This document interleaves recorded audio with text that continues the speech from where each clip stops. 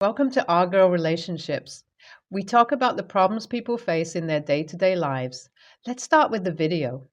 I've been married to my wife for 11 years now, and never in my life did I imagine I'll be thinking of getting a divorce at the age of 54. So, I met my wife when I was 39, and we had a significant age gap. She was 27. At the time, and it didn't really matter because I've always believed in the philosophy that age is just a number and feelings transcend everything else. We dated for 3 years and lived together for a year before eventually getting married.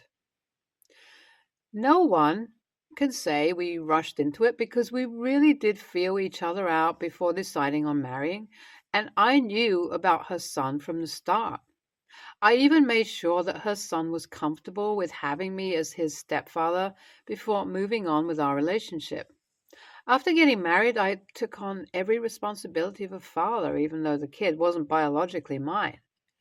And I didn't mind anything. In fact, I did it all happily as I had the resources to support him in every possible way, and it always felt like I'm cheering on my own blood. When the time came for him to go to college, my wife told him that I have already done enough and they'd take a study loan to support his education. But I told them both that I have the money and I don't mind supporting him at all. I insisted on letting me take care of it because I knew how big of a burden it'd be for that child to live the rest of life trying to pay the thousands of dollars he used to study. So he went on to become an engineer. He's now about to be married, and when he told me about his plans for the wedding, I told him that I want to sponsor him. For the first time, he didn't argue with me and told me that he was actually hoping I'd offer to help as he was in a really tight spot at the moment. Apparently, the wedding was out of his budget, but his fiance was refusing to cut off anything. She wants the wedding of her dreams, and nothing short of a 6 feet trail would do. So I just laughed off his awkwardness and told him I'm always here to help. In all these years, I've considered him as my own son, and he shouldn't feel shy about asking me for help. His wedding is set for 3 weeks from now, and about 2 weeks ago, I noticed something that put me in a bind. So it was a pre wedding party we threw for the kid, and many people who were invited were long family friends. Some even knew my wife's ex husband and saw Jack when he was just in diapers. The party had a lot of alcohol, and we were all being very liberal about the amount we consumed. One of these old friends of my wife actually bought Molly at the party and asked my wife and I to join him in the fun. I'm the kind of person who drinks a couple of drinks 2 or 3 times a week, while my wife smokes once or twice a day and drinks 3 to 4 times a week. I wouldn't call ourselves heavy drug abusers, but also we weren't against dozing up. But I politely refused the offer, considering I'm hitting my 50s and also I was one of the hosts. But my wife said she'd give it a try and took one of the tablets. I don't know what kind of experience she went through, but I saw her getting extra touchy with her friend who offered the MDMA, and at one point he lay down on the couch and she even got on top of him. When I asked her what she was doing, she got back down and nothing else happened, but I was a bit weirded out by the whole situation. Before you all start telling the MDMA side effects, I should mention that I already know people get touchy-feely after taking Molly just to feel grounded because they don't have a sense of weight, gravity, or their surroundings. And that's why I didn't make too much of a fuss out of the situation. But I did talk to my wife the next day when she got sobered, and what she said made me even more uncomfortable. She said that I'm being insecure because I'm getting old and she's still 40. That's the first time I thought that maybe something is going on, and she is using my age to gaslight me into believing I'm overreacting because of insecurities. So, just to be safe, I installed a camera in the living room, and guess what I found? When I went out to work, and when my wife should technically be out for work too, she was staying at home. First, I thought she took the day off to rest or for other business. But then the same friend who she was getting all close with at the party came over, and nothing about them kissing on camera was my imagination.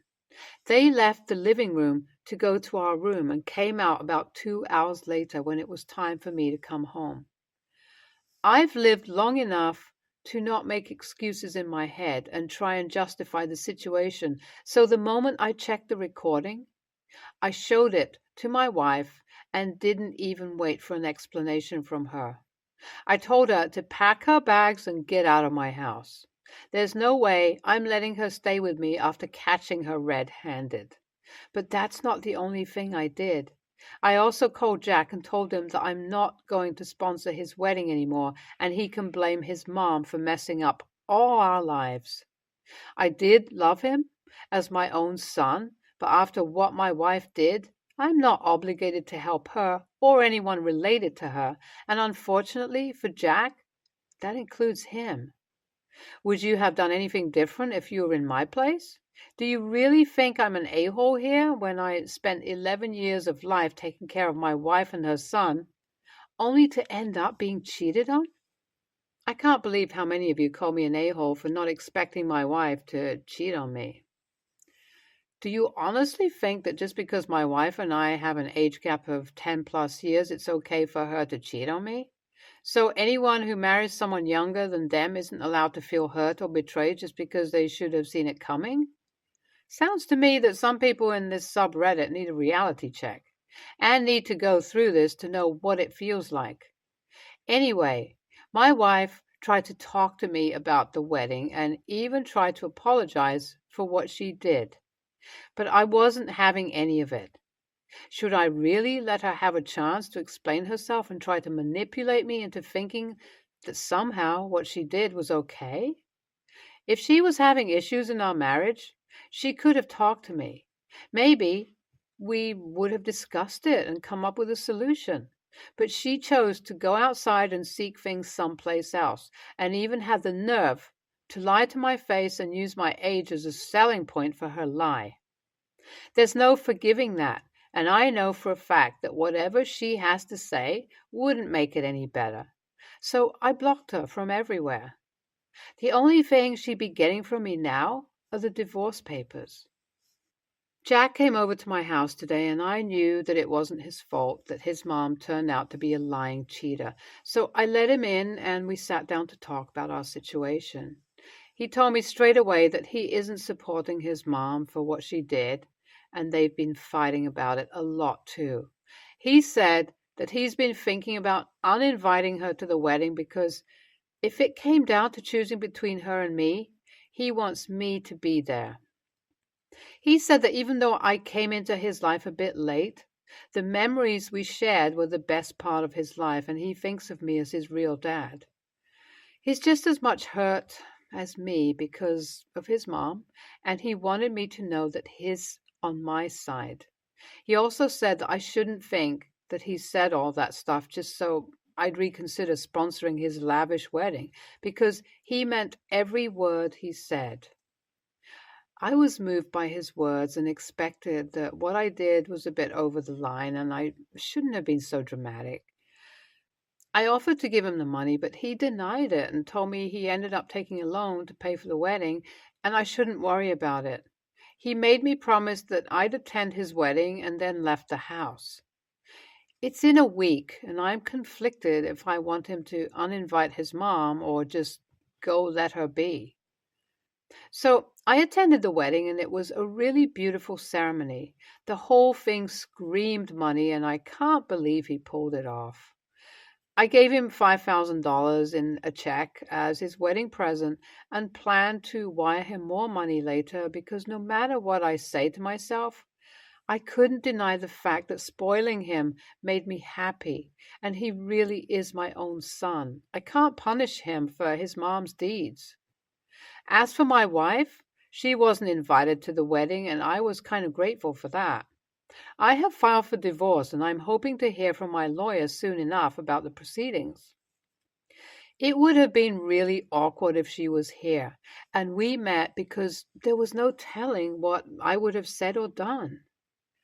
I'm single again, and it's not as fun as people make it out to be. My divorce was finalized, and thankfully, it was easy enough as she agreed for mutual settlement. I didn't look for any paybacks for what she did. I don't want to waste even one more second of my life on her, as I think my time is limited. I'm planning to go on a vacation soon, just to put this whole thing behind me and not live in regret. NTA, I don't think you're the a-hole. If I had to sacrifice almost a decade of my life just to find out my spouse is a cheater, I'd be pretty pissed too. YTA, it was all good until you told me you decided not to sponsor the son's wedding.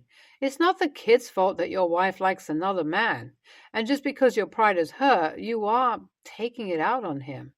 As much as you have the right to be mad, you're taking it out the wrong way. I'll get it out of the way before everyone claims the obvious. No, I don't really like my sister-in-law, 31, but I love my brother and want him happy, just like I want the rest of the family happy and peaceful. I found a lot of different perspectives in whether what I said was warranted or not. If I'm wrong, I'll accept it and give a sincere apology. Here's the context. My sister-in-law has health issues. What exactly? I'm not sure, though. Both her and my brother have mentioned severe back problems and being close to obese. Because of a past job, her back is messed up, her words, that give her a lot of limitations. When they discussed having kids, she went to a specialist who said it would be downright dangerous and unwise to get pregnant in her current state. They gave her exercises to strengthen her back, discussed cutting out junk food, and set up frequent appointments so she could be in a healthier state when trying for a child. In my brother's own words, she did it for a week. Then she got pregnant and had my niece, who I love dearly. The problem is my brother is usually working. There were extra med bills because of extensive recovery and treatments during her pregnancy, and now she couldn't work and is trying for disability while my brother working overtime, so they're not evicted. My sister-in-law is unable to carry my niece, who is now 3. She's unable to keep up with her and usually has to have a relative over to babysit and help sister-in-law around the house. It was my turn. My sister-in-law wasn't pleased by this, and she was laying on the sofa with my niece trying to talk to her. I guess sister-in-law was having a bad day because she screamed that my niece and everyone else in the family, hers and my brother's, was the reason she was like this because everyone pressured her to have a kid on their terms, and they have no idea the pain she was in.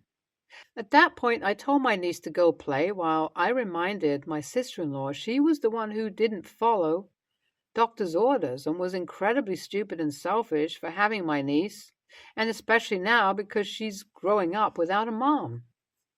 AITA? NTA. What other words would you use to describe this situation? Maybe foolish instead of stupid? Selfish was pretty much on the mark, though. I do not have a better replacement adjective. Sometimes the truth is not pretty, and under normal circumstances it would not be your place to give an opinion. However, because you are apparently part of the caregiving volunteer staff, this has impacted your life as well. You have a right to express your feelings since you're sucked into this situation. Also, what she said around your 3-year-old niece skates dangerously close to sounding like, "I don't want you," to a small child. Your niece won't understand at 3, but she will as she gets older. Your sister-in-law needs to make sure she's not in the habit of complaining like that in front of her child. NTA. The one who will suffer here is your niece. She was a wanted child. as you said, both sister-in-law and brother were eager to conceive. But now she has become an unwanted child by what seems to be everyone, you, sister-in-law, family, and possibly brother. She is the main sufferer. Not your sister-in-law and not you or your family. She will grow up without two active parents and honestly, without daily help with all of you all. I don't know how she would be taken care of. If she can't pick up her 3-year-old daughter, then she can't likely care for her either. This sounds like a potentially dangerous situation for your niece. And also, now you all are hooked into for life to take care of this child. This may limit your future, as you may feel obligated to care for this child as it is your own. If she could only follow the health regimen suggested by her doctor for a week, she likely only took her birth control for a week as well. If she had such a bad back injury, how the hell was she having sex? That sounds painful as hell. Also, how were they protecting against pregnancy before? Why wouldn't they have just continued that? Anyway, people have to be accountable for their own actions and take responsibility. Sounds like she may not be taking responsibility. Some back pain can be relieved from losing weight. If she is obese, she should have been motivated to lose weight for her health, her back, and her child. She should still be trying now. NTA, as someone who has waited almost 10 years because of my health to have a child, I find your sister-in-law extremely selfish. That being said, I feel like a lot of people just have a child without thinking it through.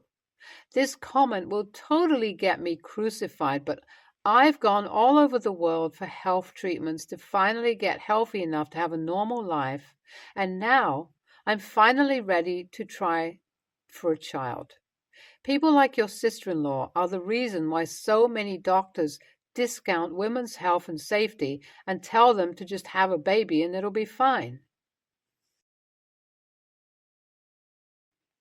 My husband, 36 male, and I, 34 male, have been married for 5 years together, for 10.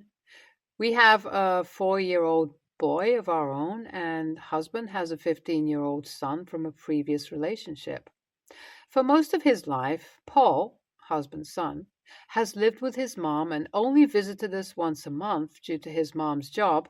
He moved in with us 2 years ago. Paul has a condition since he was a little child that makes him deaf. His condition gradually gets worse. He can still hear and have a conversation wearing a special headphone that helps him improve his hearing, but he has expressed that wearing a headphone all the time makes him uncomfortable, and he has got more proud about his condition and wants to embrace it. He learnt sign language in order to empower himself. TBH. As he didn't live with us, I wasn't interested in this, but all changed when he moved in with us. I saw him interacting with some friends with the sign language and asked him to teach me to make him feel accepted and comfortable.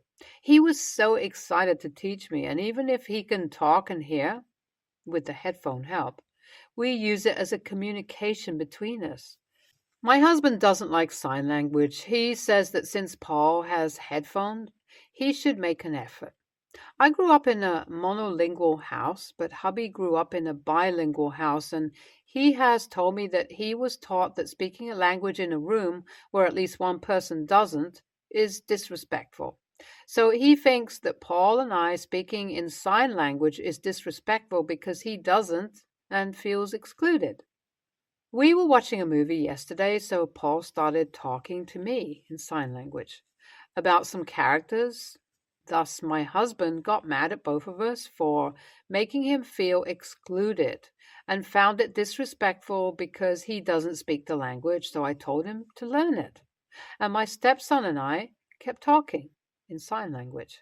He said that I make him look like a bad father for speaking the language while he doesn't. He then left the living room and went to our bedroom. He hasn't talked to us yet, beyond the bare minimum. Paul thinks we were some AHs. He says he knows where his dad is coming from since he knows what it's like to feel excluded, and Paul hasn't tried the sign language with me today. AITA? NTA, but your husband is TA. If he feels that left out, then he can learn also. Not enabling sign language in the house because it stops Paul from trying is an abusive attitude and dismissive of his disability. Your husband needs a stern talking to because he is acting horribly here. Colorectal surgeon, 32. You are NTA. Your husband is a massive, ableist a-hole. There is a stupid, damaging, old-fashioned idea that if you don't force deaf and hard of hearing people to use what oral and oral skills they have, if you don't force them to lip read, they will never assimilate. This is absolute horse shit. All it does is make deaf kids feel like shit over something they have no control over. If I were you, I would demand my husband get over himself and learn how to sign to accommodate his son. His son deserves to be able to communicate fully and clearly with everyone he lives with who loves him in the way that is easiest for him. The whole world is built for your hearing husband. You are making him look like a shitty father because he is in this regard if he doesn't learn how to talk to his son. Don't ever apologize for signing. And Paul sounds like a great kid with a huge heart, and I wish I could give him a hug. NTA, but your husband is a giant AH. He has a son that has slowly been losing his hearing, yet thinks it's rude for his family to learn sign language? And he's known about this since he was a child. No wonder he was so excited you asked to learn. His father is making it crystal clear that he doesn't care if Paul gets to the point they can't communicate at all. How sad for him. I'm glad you're in his life, and I hope you rip your husband a new one. What a jerk. BTW. He feels like a bad father because he's being a bad father.